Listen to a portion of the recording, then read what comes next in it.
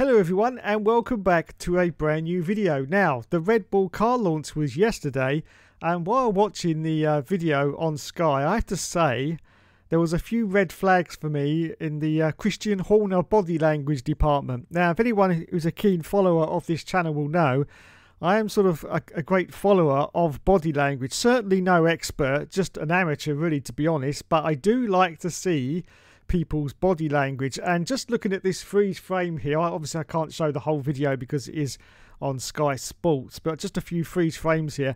As you can see, Christian Horner here looks very uncomfortable indeed. He's very close to the female presenter, as you can see, and he just looks very uncomfortable. Now, of course, as everyone knows, the allegations against him are from a female, I believe, colleague. I'm not quite sure though, because all the facts have yet still to come out over this case. But yes, so he is looking very uncomfortable. You can see the way that he's gripping very tightly to that microphone, and you can see by his eyes he's looking very sort of straight ahead towards David Coulthard and completely sort of trying his best to ignore the female presenter at the same time. And the way he's gripping that microphone, it's like a comfort blanket really for Christian.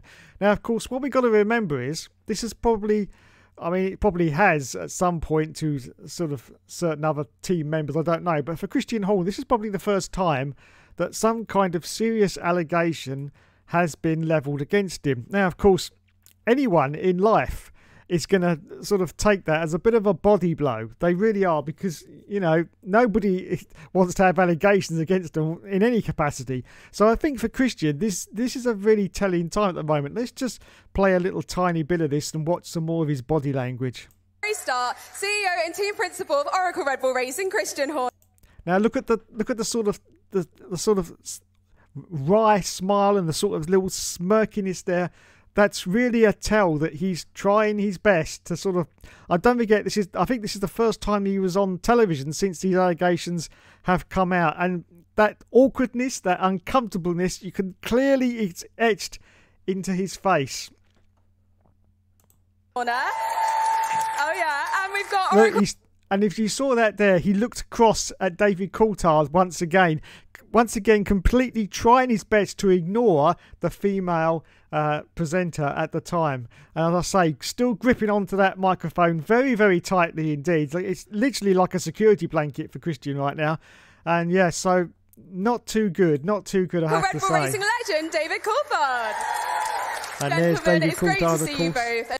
Now here, you can see his head is tilted downwards. He's tilting his head downwards, and that's a very common tell in situations of body language where someone is uncomfortable, they're in an awkward situation they don't want to be in, and so they sort of just, you know, you tilt your head down. It's like you're saying, I really don't want to talk to you. But of course he has to, because this is the Red Bull car launch. Now a little bit later on, let's see if I can find the bit a bit later on. He's actually surrounded by three female commentators. Now, also notice during this video there was a lot at the start about Christian Horner. A lot at the start. Now here's Adrian Newey, of course, the designer. But a little bit later on, I noticed he was almost surrounded by females, and that bit looked. Here we go. Look. See if I can find it here.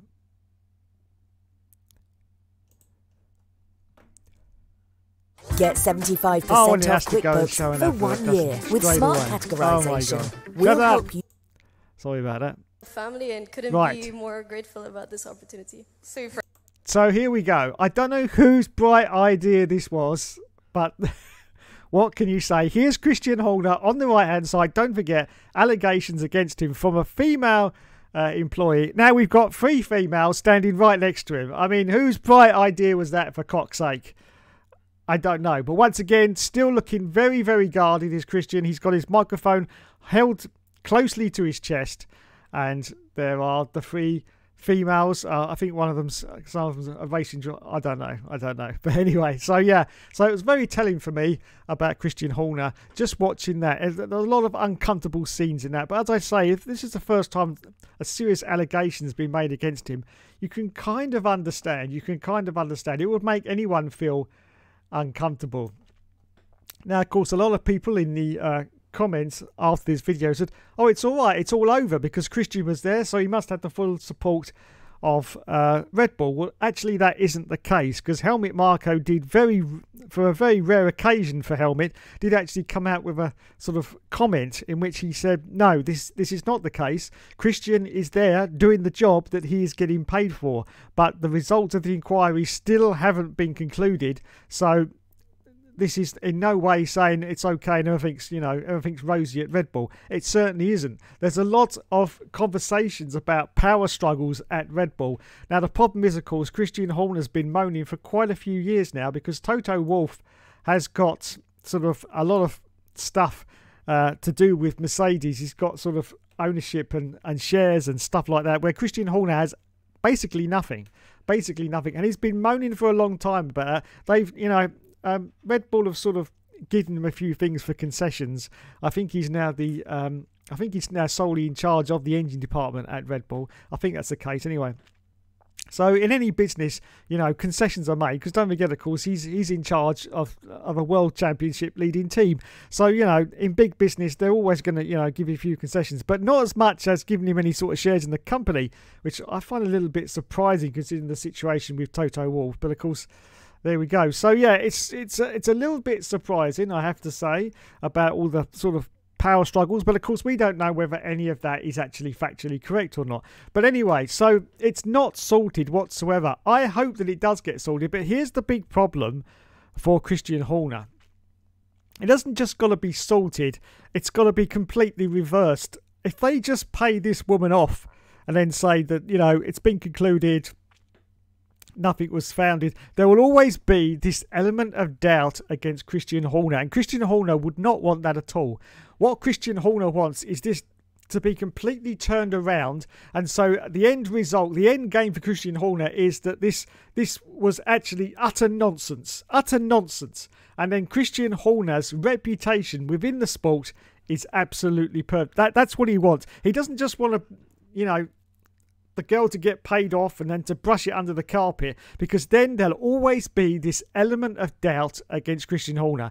And of course, as everyone knows in the F1 world, just that tiny little element of doubt is enough to, put you down for years. And unfortunately, F1 seems to be a breeding ground, especially the last few years, for any kind of perverts, paedophile, or what, they all seem to be coming out of the woodwork into Formula 1. Unfortunately, it affects F1 gaming, as we've seen in the past. It also affects F1 in real life, as we've seen with the sacking of Jack Nicholls last year. So yeah, so for him to come out of this, he has got to come out of this 100% vilified, 100% squeaky clean. Otherwise, Christian Horner will not be content whatsoever.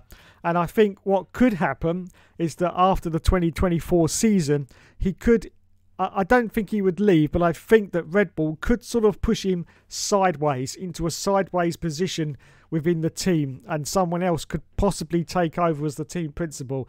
And that would be a very sad day for Red Bull, because Red Bull are only where they are now today basically because of Christian Horner. Now, of course, you have to go on to the flip side of this. You have to play devil's advocate just for a moment and say, if Christian Horner is guilty of any of these charges that's been made against him, then obviously he would have to leave Red Bull.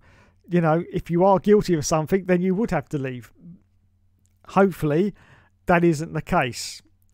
Hopefully, I'm just hoping it's not some, snowflake woman who he shouted at and she started crying and ran to her human resources department and said, "Oh, I just hope that isn't the case, because if all this has blown up because of that, it's just absolutely ridiculous. It really is.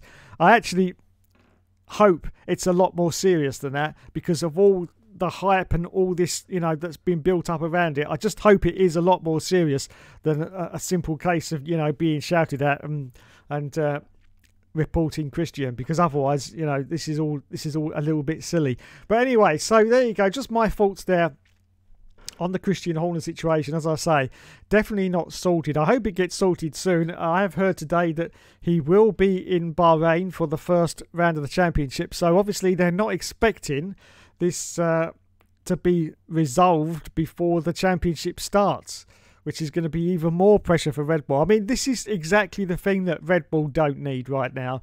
No, they are a championship winning team. Thankfully, the car is built by Adrian Newey. If all this goes on behind the scenes, all Max has got to do is get in the car and win 24 races in a row, basically. Nothing about this is related to Max Verstappen whatsoever. I say Max can just get on with the job and do it. That's fine. But behind the scenes, this is going to be an absolute nightmare for Red Bull.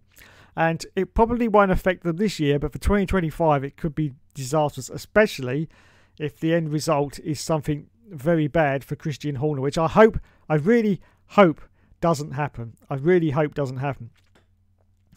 But I also hope that he gets his wish, which, of course, as I say, is a complete turnaround.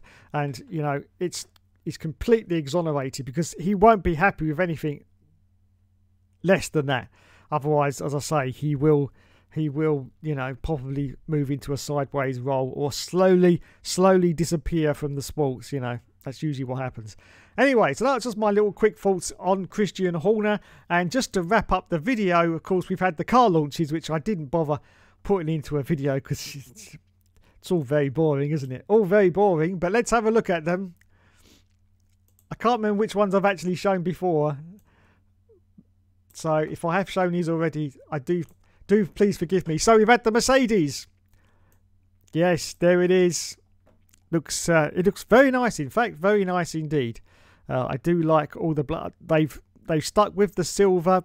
It is still predominantly black though, but they have stuck with the silver for this year. Of course, they've been flip-flopping between a black car or a silver car for quite a few years now. It's sort of been, 1 year it was black, 1 year it was silver.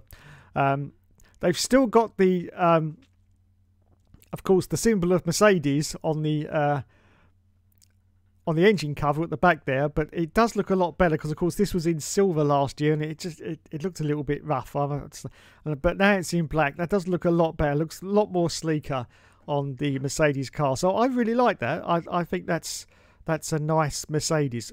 Will it be fast? I don't know. This, of course, is Lewis Hamilton's last year with Mercedes, so we'll have to find out. Now, wouldn't it be funny?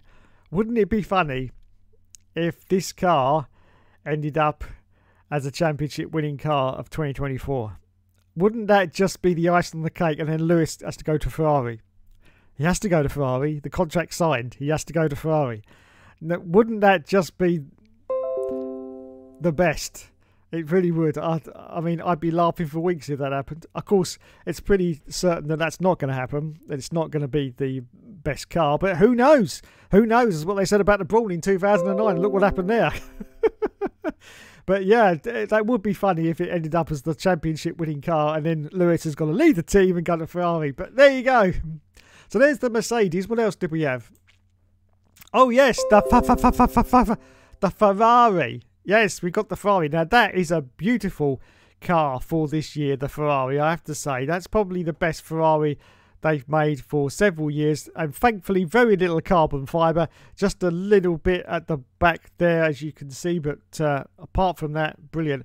I was having a little debate in one of my chats the other day about carbon fibre, and basically I was saying that the reason why you see more carbon fibre on the lesser teams is because the bigger teams like Ferrari, Mercedes and Red Bull, they have the engineering to sort of sort out the weight differences in the cars, whereas the smaller teams don't. So they have to save weight in other ways, which is, of course, is removing more paint. So that's probably the reason why you see more carbon fibre bits on the lesser teams. Also, I think one of the reasons we're having so much problem with weight is because, of course, after 2019, they got rid of the ballast for the cars. And the ballast was really good to put in the cars because you could move it around. You could take little bits off. I think there was a ballast weight limit. I can't remember what the limit was, but there was a ballast weight limit. But you could reduce the ballast, I do believe, in the car. But apart from that, you could move it all around everywhere you wanted it. And so it really solved a lot of problems about sort of weight distribution.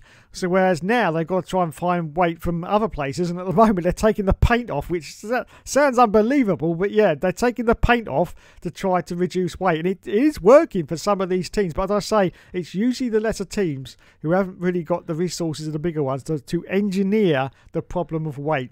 Anyway, it's a beautiful car, this Ferrari. As you can see, I like it indeed. So look at the front view. Look at that. That's nice, clean. Yes, it's probably the best Ferrari they've made for quite a few years. Quite a few years.